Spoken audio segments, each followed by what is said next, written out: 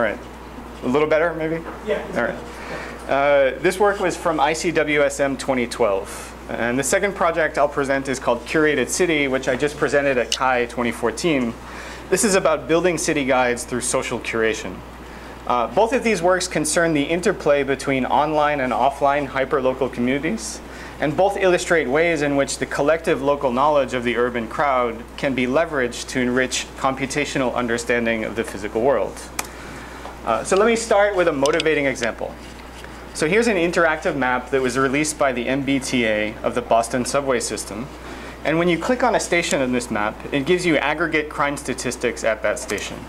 And so here are current year-to-date stats for 2014 and historical stats for 2013.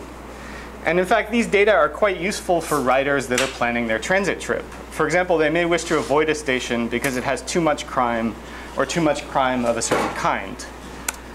But take a moment and contrast that with the following scenario. Imagine you're alone on the platform, and it's late at night, and the lights are dim, and some of them flickering.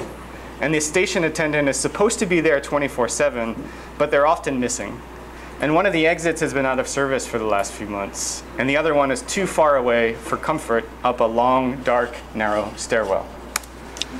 So I call this, so I mean, maybe many of you have experienced something similar. Just a show of hands, how many have been in such a scenario?